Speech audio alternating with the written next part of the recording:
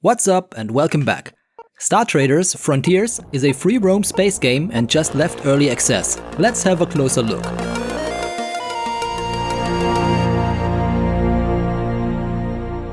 So what are these overwhelmingly positive Steam reviews all about? Star Traders lets you create your own captain and then puts you in command of an independent ship in a feudal universe.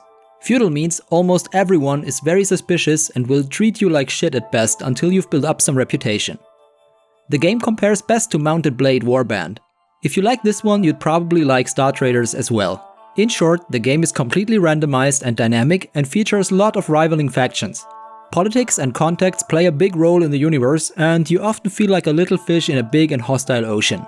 You're free to go where you want, but still there's a complete storyline. The game's world also advances without you, which means you don't need to play the story, but I'd recommend to do so because it's quite good as far as I can tell. With that said, let's take our ship on a mission to better explain the game. I've played a little bit already, which means we have a nicely trained crew and better weapons on our ship.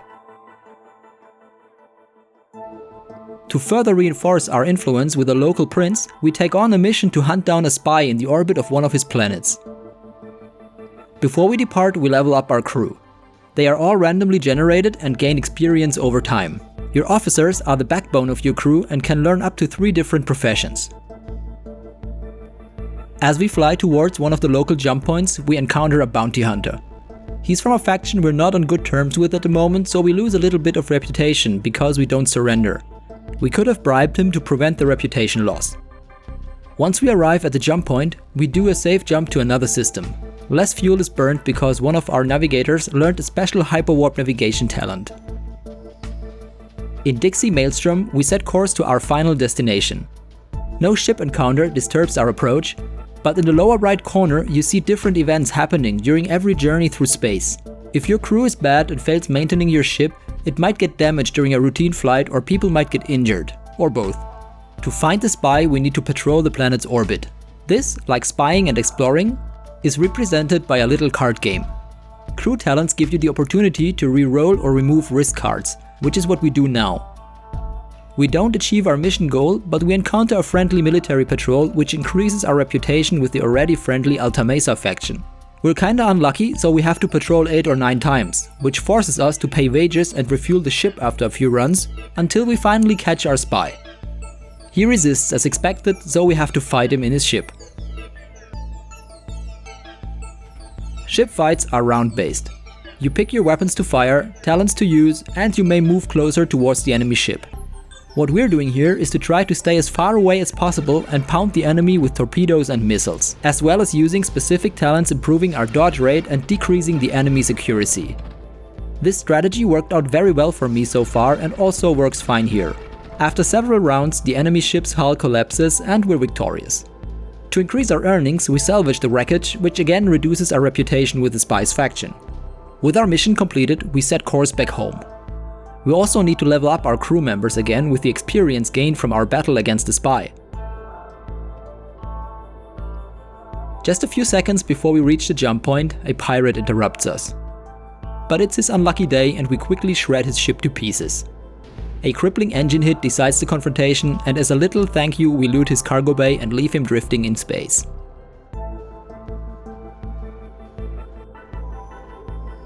Back in our home system, we decide to explore a little bit. There's a planet with a low danger rating and kinda high rewards, so we go there to snoop around in the wilderness a little bit. The card game there works like the patrols we did earlier. But we're unlucky again and we find some indie scavengers instead of a hidden treasure, which means we have to fight them. Crew combat uses similar mechanics like Darkest Dungeon. Our sniper Dr. Officer shoots the backline enemy with a rifle. Our soldier buffs everyone with defense and accuracy. Our close quarter sword lady stuns the enemy officer, and so we defeat the scavengers one by one.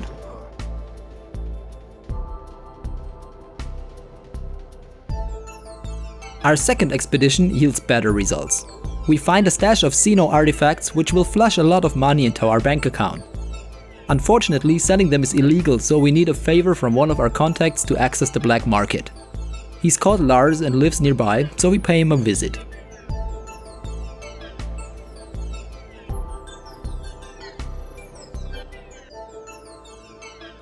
As we're already here, we buy some specialist gear to equip our crew.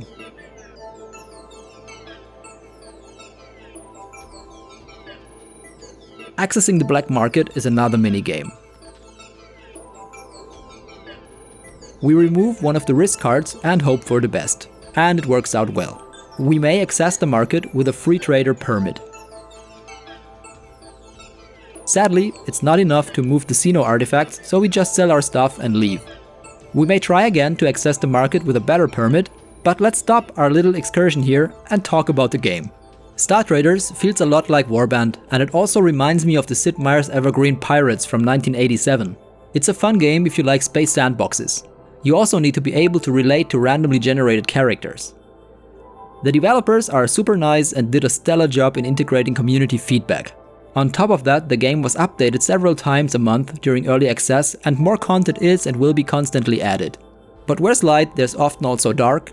Some parts of the game aren't as well crafted as the others. Star Traders shines in terms of world building, resource management, and mission running. Unfortunately, ship-to-ship engagements and ground combat can't keep up with shining examples of game design like Darkest Dungeon and FTL. Both are too simplistic, and especially in space combat you lack detailed control of what's going on. For example, it's not possible to target specific systems or parts of the enemy vessel. Everything is just a game of percentages and odds rather than a tactical challenge.